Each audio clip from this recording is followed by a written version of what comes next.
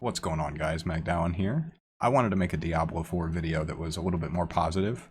I feel like I aired the grievances that I have about the game in the last video, and generally the reception in the comments section has been positive, has been agreeable, although the comments section is always a weird place, and there were some folks that were not happy with the way that I had approached the beginning of the game. In particular, I had more than one person comment on the build choice that I made for the first boss, as well as my mechanical skill set when trying to take the boss down, which I thought was a little bit weird, but nonetheless, their comments are still welcome, their views are still welcome.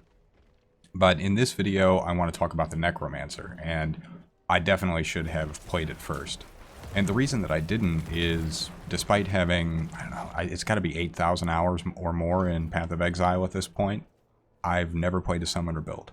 And in Diablo 2, back when I was a kid, I got my Meteor Sorceress to level 99 for Bale runs, and I played a Paladin, did a Hammerden for a long time, and I just never did get around to doing any Necromancer builds of any description. And in gaming in general, I just typically don't go for the summoner archetype.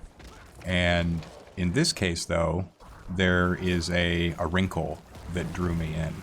And if you've watched any of my Path of Exile content over the last year, you will know that I'm an absolute sucker for explosions. I want to see mobs blow up, I want to clear screens, and that is the thing that sort of ties my interest to the power fantasy. I think the way that Path of Exile has done Explode over the course of the last, 6 months, a year, the way that they've balanced that out and the different builds that you can incorporate it into, I think is fantastic. And the Necromancer effectively kind of has that gameplay style built into it. And then on top of that, the skeleton minions that you're able to summon, I actually had a great time messing around with those.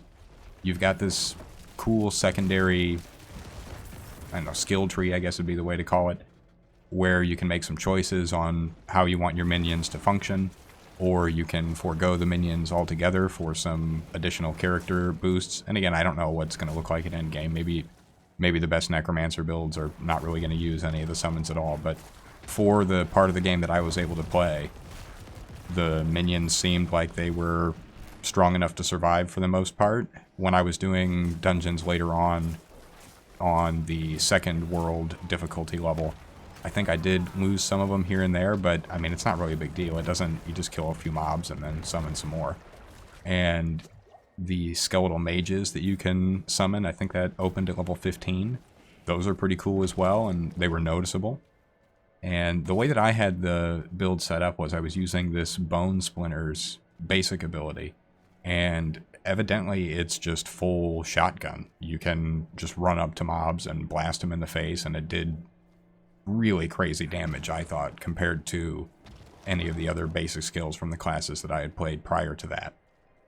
And then you've got this Blood Mist ability that did not interest me at all until I dropped this item that made it so when I use the Blood Mist, it triggers these corpse explosions. And I also selected Corpse Explosion just from the tree and upgraded that, and so I could manually trigger explosions, and I had this kind of button that I could press where I wouldn't take any damage, and I could just kind of float around the screen like a god, and everything would just blow up.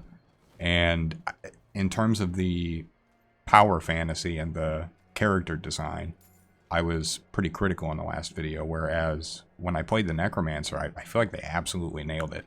Now, I can't say a whole lot about build diversity, so on and so forth. The criticisms that I made about that still stand. It wouldn't be as cool if this was the only way that you could play a Necromancer at endgame. But if this is a viable way to play, then I think this is probably what I'll play at launch if I end up deciding to purchase the game. And before I move on, you also get curses, and I used Decrepify, and that also works really well. It's very noticeable. I wasn't very good at remembering to use it just because the character felt so powerful. I didn't really feel like I needed to debuff any enemies. But I wish that I had started the beta experience on the Necromancer, because I would be interested to know how I would have felt and how I would have approached the last video that I had made if I had played this class first. And that's not to say that the sorcerer wasn't fun or that it wasn't powerful. By the time I got to the point where I quit playing it, I was pretty well slamming through the content. I would just drop the hydras and they just killed everything off. I did the world boss at level 17 or something, and if I got hit by anything, I would instantly die, but I was able to participate just by kind of hanging out way in the back and dropping down the hydras here and there, and I actually kind of enjoyed that as well. It reminded me, believe it or not, of a different game that I used to play called Rift, where they would have, it was an MMO, and they would have zone events that would pop up, and you would have to run around and do a bunch of random quest type stuff, and then a gigantic boss would spawn, and a few of them were huge dragons that were not so dissimilar in style and moveset from the world boss that was available during the open beta. I can't remember the name of it now. And yeah, this isn't going to be a very long video. I just wanted to pop in and share my thoughts about the Necromancer and sort of let folks know, maybe some people that were a little bit pissed off about my last video and thought that I was giving the game an unfair shake. I stand by everything I said in the last video, absolutely. I still think the story is shit. I still was not impressed with the cutscenes.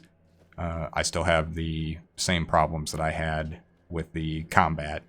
It's just that the Necromancer, I wasn't really encountering any of those problems. And so I guess I will end with a sort of cautionary thing, which is if there's this much variance in the experience that you're going to have based on the character class that you pick, then I wonder how big of a deal it is that for me, the most fun class to play was, to my experience, sort of like the most eclectic. I don't know anybody in real life who gravitates towards the, you know, a summoner or a necromancer style, you know, gameplay style, generally speaking. And I know in Path of Exile, it's not the most popular way to build a character. It's not the most popular archetype that's available.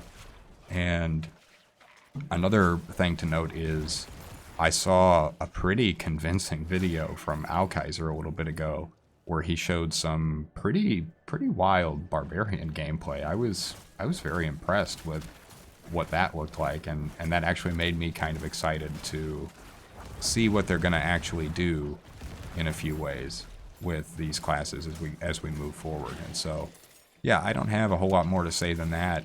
But the Necromancer was a slapper. It was really fun. If I had more time, I absolutely would have leveled that up to 25. I would have just kept blasting dungeons and kind of really got in there and, you know, tried to get as many legendary items equipped on the characters I could. And so, to some degree, the Necromancer does have me intrigued in a way that I was not expecting was possible at the time of the recording of my last video. And so, yeah, that is about all I've got for you guys today. I will be back with more Diablo 4 content, and we are starting to ramp up towards the release of the next Path of Exile season. And so I'll be covering some news with that, and then of course I'll be playing that when it goes live at the beginning of next month. And so, yeah, hope to see you guys in the next video. I appreciate you.